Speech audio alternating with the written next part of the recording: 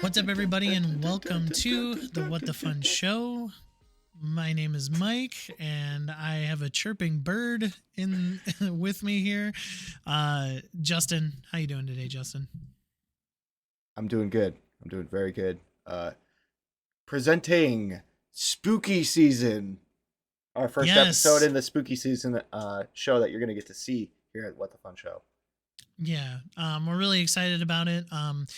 If I say anything right now to introduce ourselves, just if you're listening to the audio version of this, pause that, go to our YouTube channel and check out this really cool What the Fun variant logo that Justin worked on all by himself.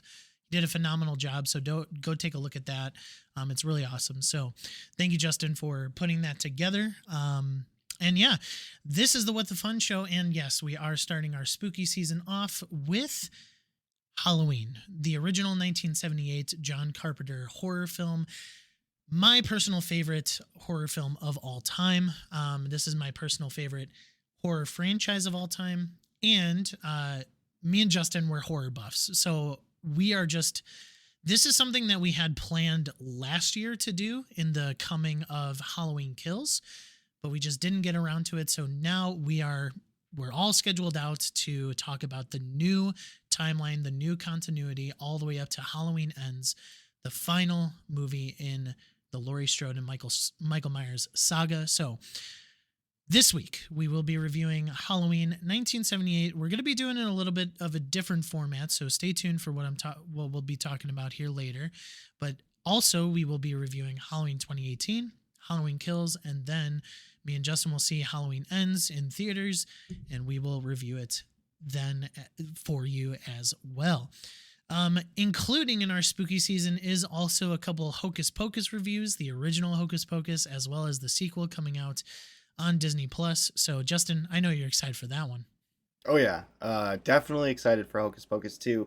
The book, fantastic. The original, fantastic. I can't wait. That's like, if you're listening to this, maybe like 5-6 days away. Yeah. It's coming up close.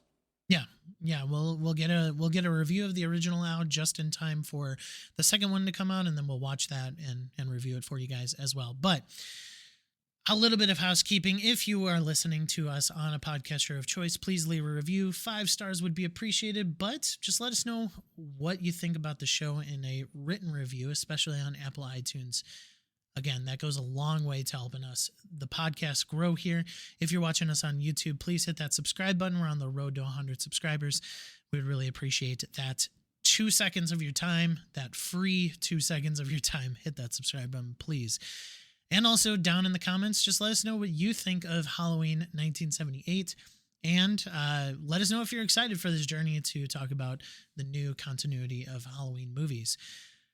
Just a couple episodes that I want to shout out. If you're listening to this tomorrow, we will be releasing our Rings of Power episode 4 review, so stay tuned for that. And we already shouted out all the Hocus Pocus stuff, so awesome stuff coming your way in your podcasting feeds. Justin, Halloween 1978, John Carpenter. Screenplay by John Carpenter and Deborah Hill. Deborah Hill produced it, starring Donald Pleasance, Jamie Lee Curtis, PJ Soles, Nancy Kyes, as well as Nick Castle as the Shape, Michael Myers. Originally called the Shape in the credits, by the way. It was edited by Tommy Wallace. That's sort of funny, because he's a character in the movie.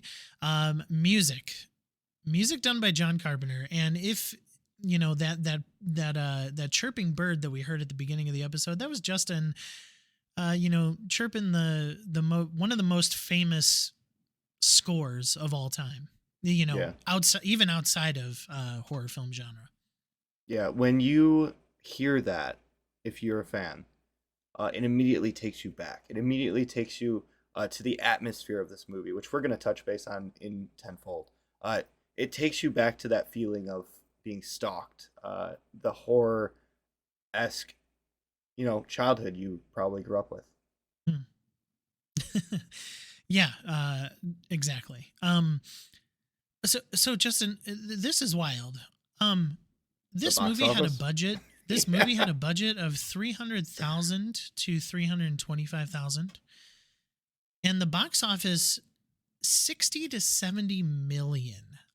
This is I think this I don't know if it holds the record anymore, but I think that for a long time it had the record for indie budget to box office hit. And the story behind it is that this movie flopped. This movie was terrible at the box office to start off with, and then Roger Ebert actually saw the movie and wrote a review, and then so they re-released Halloween in theaters. Mhm. It had already gone out of theaters, and then they re-released it after this review, and that's how they got their money back. Yeah, it's ridiculous. How one person saying, "Hey, you should check this out," can do justice. Just like you guys, if you like the show, one person can Yes. determine a flop to amazingness all around. Oh, couldn't have said it better myself.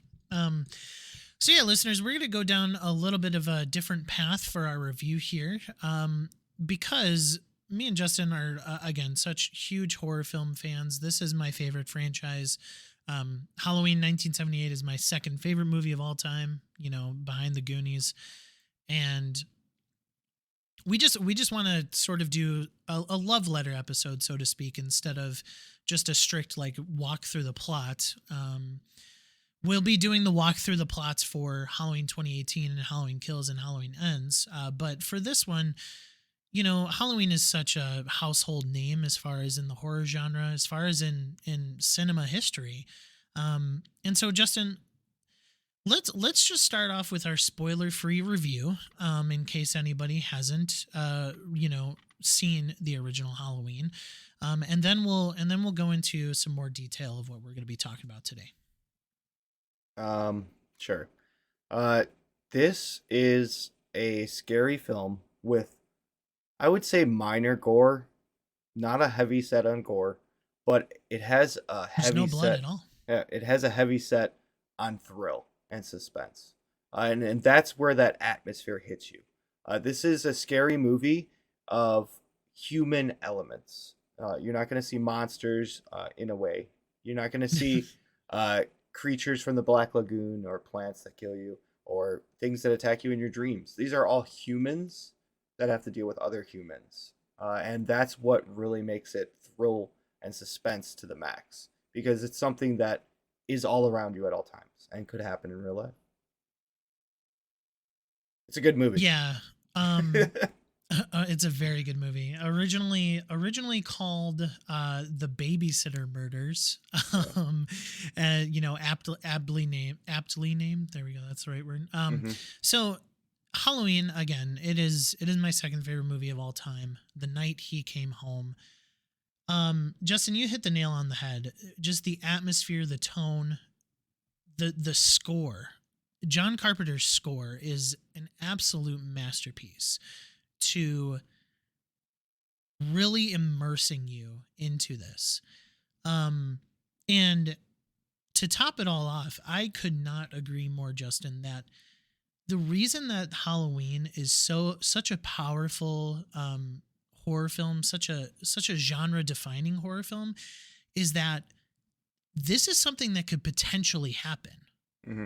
Right? This is something that is not outside of potentially happening in our real world, right? And so I think that is what really makes this a historical film, is because you can easily see yourself in the shoes of the teenagers in this movie. And just with the presence of the shape, the presence of Michael Myers, the presence of Donald Pleasance as his psychiatrist, Dr. Loomis, this movie just kills. I love it. Not to be confused with Halloween Kills, but this movie is great. Yeah, I love this movie so much. So Justin, let's get into the nitty gritty here. So let's talk about the history of this movie and just its impact on the horror genre. Like, where do you see Halloween in the pantheon of horror films? And you know, what do you think, what do you think its legacy is? You know, growing up, I watched John Carpenter a lot of his films. But even before that, I had Alfred Hitchcock, and that was, you know, Birds and obviously, you know, like the original scary films. And this took what Alfred had and bumped it up to 11. This was a modernized version of Alfred Hitchcock's. Uh, really, it's tough to put it next to other horror films of even of its own like genre of the time because it stood apart. The score carried it, the thrill, the atmosphere, everything in this film was top of the line, and no one saw it at first. And then it came back, and people were like, "Oh, wait a second, this is a hit." And then it started blowing up. You had like The Exorcist, which was, you know, with demons and stuff. Spoilers, but you had like stuff that was scary, but jump scary and like creepy, but nothing that really hit home like Babysitter Home. No, nothing that hit like everybody could have this affect them, or it could affect everyone. Like sure, Nightmare on Elm Street. Everyone dreams. Some people don't, but most people dream, and they do have nightmares occasionally. But that was really centered around the kids that their parents did terrible things. More spoilers. But this was like, you know, every kid gets babysat once or twice growing up, and sure, during Halloween, creepy stuff could happen, and Yeah. it could happen anywhere. And of course, we grew up in Illinois, and Haddonfield is in the Midwest, so You know, it is based in Illinois. It's a New Jersey town, but it's based in Illinois. yeah, But as far as you know, the Halloween universe, but you're right. Like that's such a, you know, that's such another thing that brings into the fold of like, oh my goodness, like this was based in the state that I grew up in. You know, yeah, like it can happen to me.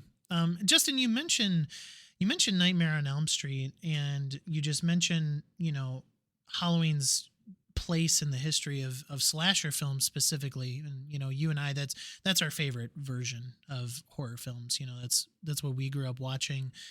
We certainly do like the psychedelic and you know the you know this all those types of thrillers and you know the yeah. paranormal and stuff. But slashers where it's at for at least you and me. Um, and you mentioned Nightmare on Elm Street, and just like what type of impact does Halloween have on Nightmare on Elm Street, have on Friday the 13th? You know, the things that came after it. hmm Yeah, it's very interesting to see, you know, Nightmare on Elm Street even started with a song, you know, the little girl singing. They tried to replicate it in a way that was going to impact you through the entire movie. So you'd hear those notes, you'd hear those bass drops, and you'd feel like, oh, this is impending doom. I recognize this. It's a trigger for me of something scary going to happen. And that's really Mhm. what happened through Friday the 13th as well. It just kept going through that phase of I'm trying to replicate what Halloween did best. And then you get to modern horror and jump scares, and it's just done too much over the top that it's wrecked. They wreck it. Now there are some good jump scares, but most of them are just you see it coming, you know it's coming, and then it's just like Yeah, you there's know, no like there's no there's no like anticipation, no yeah, there's no build up. meaning or purpose. There are just movies now that just stand, you know, that they are made just for the jump scare. hmm Um, so I agree with you on that. Yeah, I definitely think that Halloween set a tone not only just in how much money it made, so people were intrigued to go, oh, I could do that too, but to set a tone in what good filmmaking and good directing can do. Mhm. In a setting of a dark, gloomy night, and being able to tell so much story through that uh, is insane. You know, it's the little things, it's the camera pans, it's the camera angles. Even from the beginning of the film, spoilers. I know we're not in the spoiler section yet, but Yeah, it is taken first person, so you see it and almost feel like you are the killer at that time, yeah. which is something that really draws you in from the get. Mhm. So yeah, it's insane. There's so much to talk about in this film. It's It, good. it really is. And like the next big franchise that would come out of this was, Friday the 13th, and that would Hmm. come in 1980. And you have films that do owe a lot to Halloween, but also stand on their own, right? Like Friday the 13th is phenomenal. It Hmm. owes a lot to Halloween, but it was also the fact that they flipped the switch, that there was a female murderer. That, spoiler alert, Mrs. Voorhees, Mama. Mama Voorhees is the killer in Friday the 13th, the original. And then they, Wes Craven, with what he did with A Nightmare on Elm Street, he just added this sort of like supernatural sort of aspect to the slasher movie, and it spawned one of the best series as well. Nightmare on Elm Street is phenomenal as well. And they do owe a lot to Halloween, but I will say that they stand on their own as far as their series, as far as their characters, their villain. Jason Voorhees and Freddy Krueger are almost, are on the same level as Michael Myers as far as like just popularity. Hmm. And yeah, Halloween starts it all, but we got so much out of it all, out of it, and that's what's amazing about this movie. Let's talk about the Scream Queen herself, Jamie Lee Curtis. This is a movie that sort of it started the final girl, this in Texas Chainsaw Massacre, before Halloween, sort of started this like final girl, type of thing and trope within within horror films. Jamie Lee Curtis, I mean, phenomenal, right? Yeah, she did a great job. One of her first. I feel like she played the role to a T of I'm a victim, but then I'm going to fight for it. And Mhm. that's really why the Scream Queen really took off. Is you felt like these characters were weak at the beginning or not ready for things, but then they turned it around and really fought off their attacker. I feel like that is a great ego boost for anyone watching to see this weaker character or not so powerful character do that. And I feel like who could you have cast better? Honestly, it was perfect casting for Jamie, and she Mhm. continues to throw us even now in her old age. I feel like she is really the defining factor almost as much as the Shape or Michael Myers. I mean, her, Donald Pleasance as Dr. Loomis, and Michael Myers, they make this movie so powerful, so impactful. And you're right, like she was perfect for this role. um she inspired so many storylines. Laurie Strode, that particular character inspired so many storylines ever since Halloween. And it's just crazy that you kind of get this trope started with this movie, this final girl. um yeah. Dr. Loomis, Donald Pleasance, he's such a crazy good character in this. And just the way that he sees Michael. I remember, you remember fondly of the scene where Dr. Loomis is talking to Sheriff Brackett, and he's Yeah, saying the evil that I saw within his eyes. And it's just it's just powerful to see Donald Pleasance portray Dr. Loomis. I completely agree. That scene was one I wanted to bring up because it's really showing what he has learned from Michael as much as Michael has learned from everyone else. This is something that he knows. He's been with Michael for years and years, and he feels like there's no hope for this man.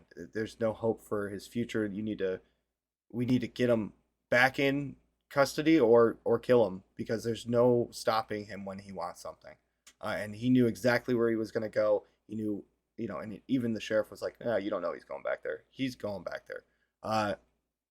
More spoilers, but also I want to say, I know we said that he's human and he's got a human element to him. I know later on he does get hit with a lot of stuff and gets back up. That's later on. We're talking about the original film here. For the most part, he is very humane. We're talking about Michael Myers, of course. Yeah. Well, Yeah. in the new continuity, the new timeline that we are talking about within these reviews, they really do try to portray him as just this man that is the essence of evil. Mm-hmm. So he does have this ability to be taken down, and hurt Momentarily. very much so momentarily. Yeah. But we'll get to this in Halloween Kills. They kind of bring in the supernatural side Mm-hmm. of it, but they don't do it in a way that ruins the story, such as No. Halloween 6 or, Halloween 5 in the original continuity, the original timeline. But yeah, Halloween, we're gonna throw you a spoiler warning right here, because we're going to get into the nitty gritty. So consider this your official spoiler warning. Hey, you. What the? What are you doing? Who, me? Do you want to be spoiled? No? Well then, Stop it. Get some help. so you don't feel like this guy.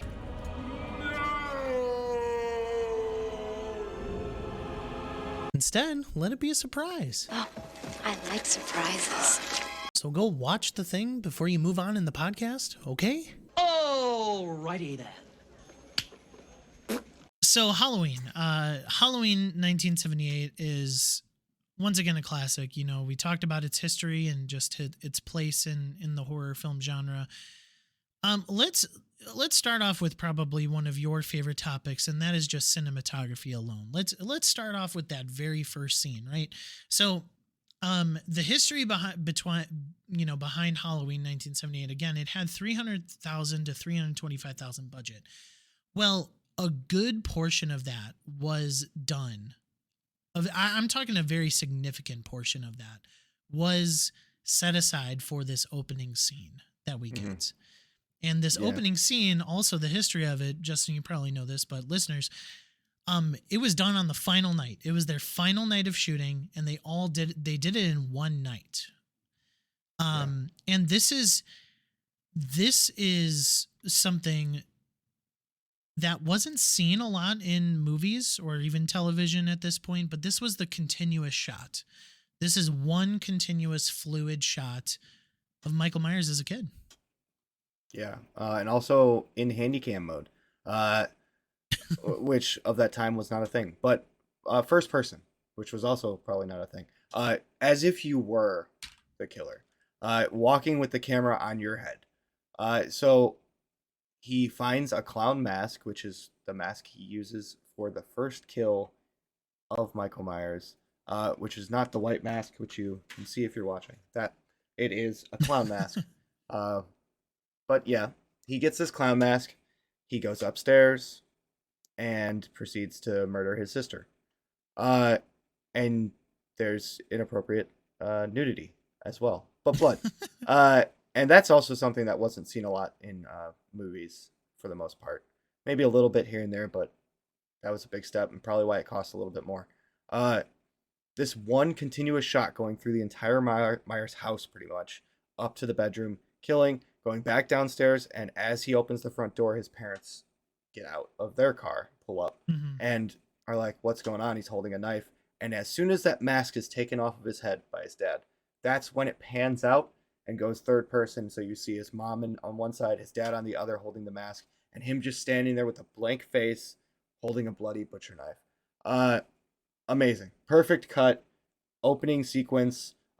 Even before you even get any visuals, you get little kids singing about bats and black cats and Halloween to really introduce you into Halloween night, which is done so well before the visuals even hit for that first take.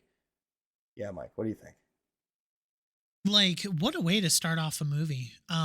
They knew that spending a good portion of their budget on this particular scene would pay dividends, and dividends did it pay.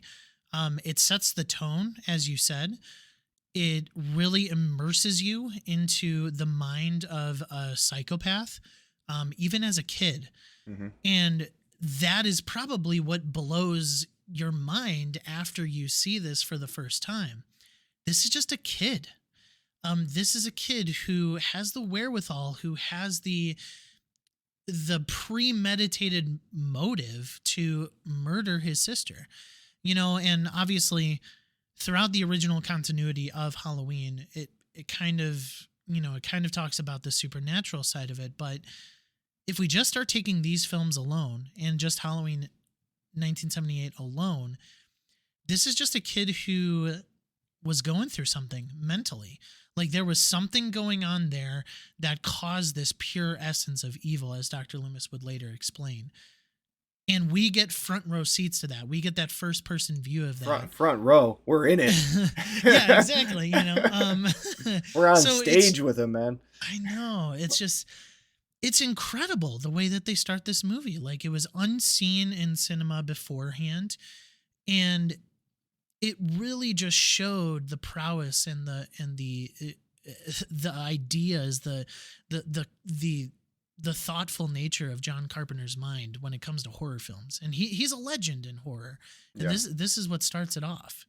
And and you have the score, going on it at the start too. And then, as you said, it gets quieter and it's just the sound of somebody walking. The breathing, yeah. Yeah, and breathing. It was just, amazing. So again, cinematography wise, the shots that they have throughout the movie to show Michael Myers in his mask, just really good. I want to talk about one other scene as far as cinematography, and it's the greatest scene potentially in all of horror, in my opinion. I might be a little biased, but later on in the movie, when Michael Myers has murdered all of the kids so far, the party teenagers. kids. Yeah. Laurie Strode goes and travels to the house that that Michael is partaking in all these murders. And she's like, where are my friends? And she searches around, she finds her friends, and Michael is he's sort of a showboat. He likes to show his masterwork, so to speak. And so Laurie sees all of her friends just like as set pieces. Yeah, like one at a time. It was insane to see the different ways that he killed them, and like as if he was putting on a display of his power and how grotesque he could be. Like up on the wall. that's my favorite kill. Oh yeah, I mean, and then he just leans his head. I mean, that's not even the part that I'm talking about, but holy cow, what a scene. You're right, Justin. Yeah. But yeah, I mean, and then Laurie, she is just flabbergasted. She's going nuts. And she goes down to this hallway. She's at a wall. And it is pitch dark in the doorway behind her. And you just see this little light start to shine. And Michael's face, his mask, his white, blank William Shatner face just shows up in the dark, Justin. And this scene is just, again, it is one of the best in horror history, in cinema history. To play on that, and they don't use words. It is the suspense and the thrill, the atmosphere of being there with Laurie. Really, that's what does it. He doesn't go like, I'm gonna kill you now, like William Shatner. He's quiet, stalking right behind her, and we see it as the viewer, and we're just saying, run, get out of it. But no, she's got to continue the story for herself. God, it just, how he towers over her as well is just insane. The character of Michael, the shape, really presents itself as a large impending doom that you can't stop. The boogeyman. They describe him as the boogeyman later on in the movie.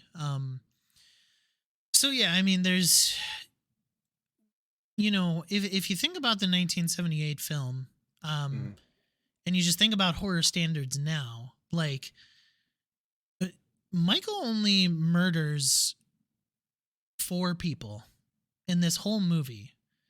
Whereas, I mean, you look at, I mean, let's just take what, Michael has done recently. Halloween Kills. I think there's at least 25. Just like, We're hitting double digits for sure. And that's the thing. And it harkens back to our conversation about like, people see themselves. That's what makes this such a great horror movie, is that people can see themselves in this scenario. Yeah, that's why I opened with that, because that's really the normalization, the characters that humanizes it, is that this could happen to you, and that's why it stays on that road. It stays on that path the whole movie of this could be happening to you, because there's no like elements that are crazy made up fiction. This is all things that real people have done, sad, but things that could happen again. Yeah.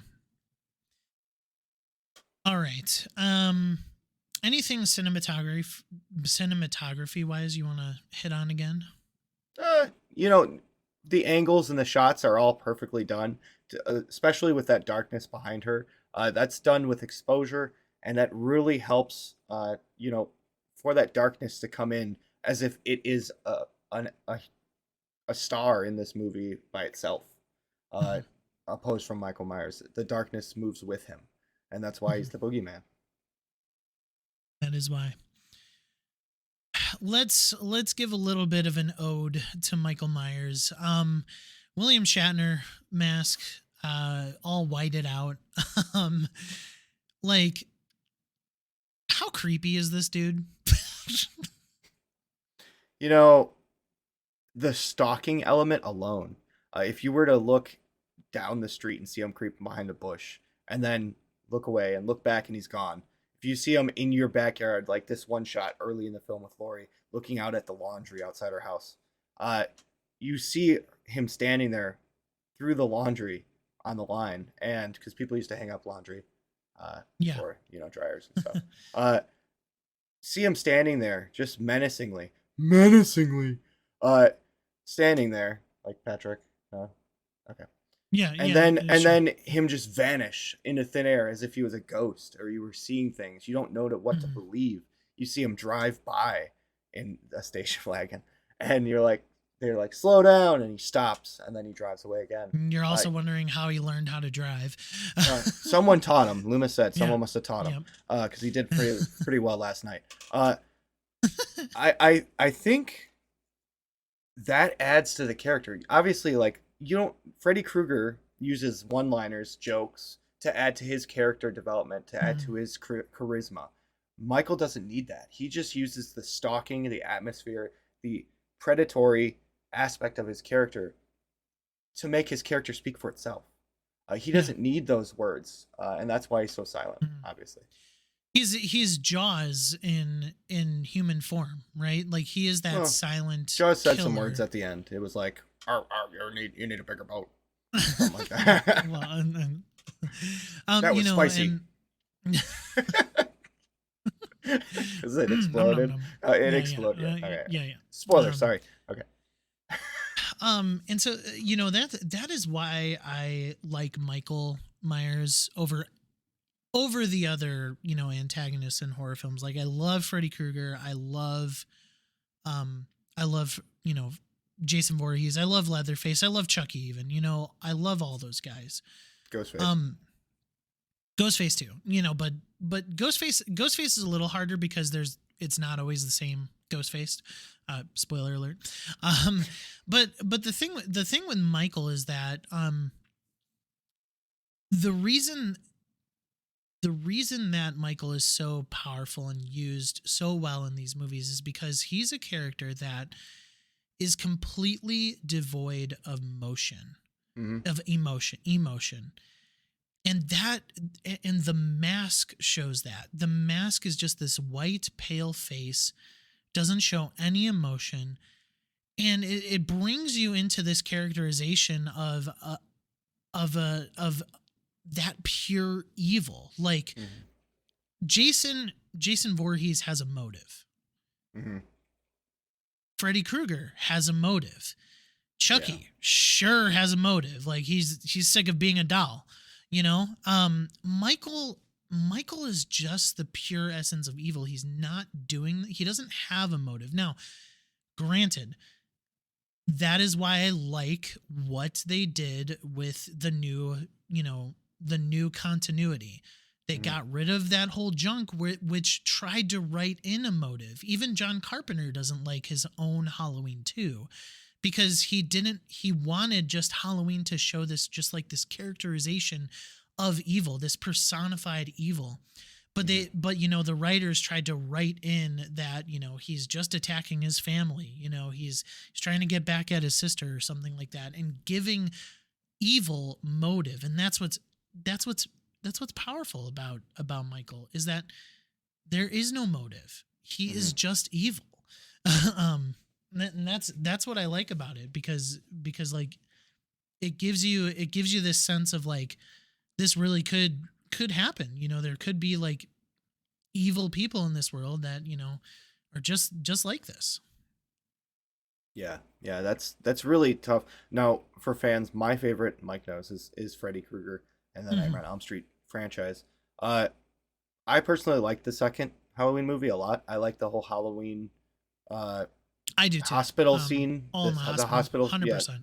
Yeah. But at the same time, I get it. You don't want to personify or give motive for pure evil. And that's really what John Carpenter wanted for this character, is to make a character that is pure evil. He doesn't have like, oh, I need to go do this, I need to go do that, and then I'll be finally done with my mission. No, he's just going to do whatever comes his way. If you step in his path, you're going to end up, on the cutting board. I feel like that's what, man, it's hard to keep saying it, but that's what is so good about Michael Myers' character, is like Freddy Krueger.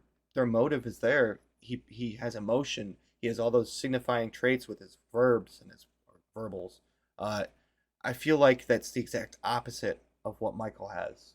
That sheer blank face stare of no matter what he does, even if he's stabbing someone, even if he's getting hit by a car or shot, spoiler, it's the same face. It's the same blank face. There's no difference. Yeah, there's no smile to it. There's success nothing. versus failure.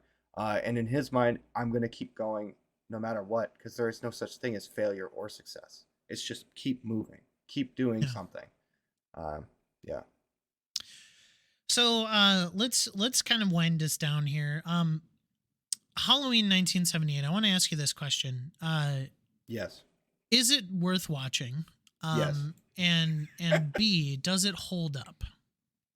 1 and then B, or A and B? Sure. Some people keep track. So 1A and 1B. Does it hold up? Now, Mike, I bought you the 4K version of this movie. I've watched the 4K version, the Blu-ray version, the VHS, if you want to go back, the Laserdisc version. I've watched these, and they continually hold the tone.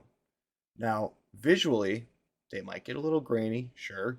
It's an old film, but it doesn't matter what it looks like if the atmosphere, the storytelling, and the score and the acting are up to standards that we can't even replicate nowadays. This film holds up to a point where if it looks like garbage, which it doesn't by any standard, but if it did, it would do fine because of how great this film is on other aspects. So yes, your answer for 1 and B are yes to both, and definitely Thank you. Go see it. Yeah, I would certainly recommend this movie to anybody. I think that it is. I think it's a little hard to watch as far as when, if you are in the horror film genre, like, and you sort of come to expect, and certain things, at least in the horror film genre. So for those people who are are just getting into horror films, like Halloween might be a little bit hard to watch, but I think that I recommend it 100% as far as its historical value when it comes to the horror film genre. And as Justin said, like it, in cinematography and tone, and I would even say story. I think it is a masterpiece and it is of the masterclass as far as horror films go. A friend of the show is, more so on the Test Your Might size, Sean Rugg. Sean saw the original Halloween for the first time just recently. And they even said that like, yeah, it is a little bit hard to watch, but they could see the tone, they could see the importance, they could see the goal of what this movie was. And even Sean really enjoyed it. So, it's something where I think this is, we'll get into our reviews now. I think this is a 5 out of 5. Amazing. Just because of not only its importance within the genre, but because John Carpenter is a master. He is a master at this film genre. He is a master in this movie, and it is just something that started what is going to be coming to an end here with Halloween Ends, and it starts it off perfectly. It introduces us to evil, the essence of evil, and what Haddonfield is in store for. Yeah. As for myself, I shall give this a 5 out of 5 as well. This is a movie that if you haven't seen and you're in the horror genre, number one, pause this. Why are you still listening? Go watch it, because that movie will change the way you look at other movies. And that's what really tells you what a good movie is. When you start to overanalyze a movie and don't see flaws, and you see what started it all and what led to what we get nowadays, that's a good movie right there. That's a masterpiece, as Mike would call it. And also, outside of the score with the main theme, it has Don't Fear the Reaper in it for a short while. And my boy Christopher Walken knows about cowbell. Come on, you can't ask for more in a horror film. Cowbell, killings, personalized human traits in a killer, and great drama, great thrill, great suspense. Too many greats to keep going, Got so many greats. Stephen King's It's going to be coming. I love it. Go watch it. The Duck approves. Obviously not my favorite horror slasher, but it is tied or almost tied with the first one, so it's close. I'll admit that. So Halloween, we are on a journey here, just reviewing the new continuity. I'm so excited for Halloween Ends. I cannot wait. And so I'm really excited to just dive into these movies, talk about them. Halloween 2018, we will get back into our format of going through the plot bit by bit and talking about it. But here we just wanted to kind of do more of a love letter review, talk about its history, and just give you an overall picture of what Halloween means to us as horror film aficionados, I would say. So please leave us a review. We would greatly appreciate it. Apple iTunes is probably the foremost place you need to leave a review. It helps us out the best there, as well as subscribe to the YouTube channel. We're on the road to 100 subscribers. Leave a comment down below. Let us know what you think of Halloween 1978, the night he came home. All right, that was our Halloween 1978 review. For Justin, for me, this has been the What the Fun Show. Follow us at What the Fun Pod on Facebook and Twitter for more updates on the new releases coming to your podcasting feed. Thank you guys. Have a good rest of your day. Bye. Spooky season. Bye.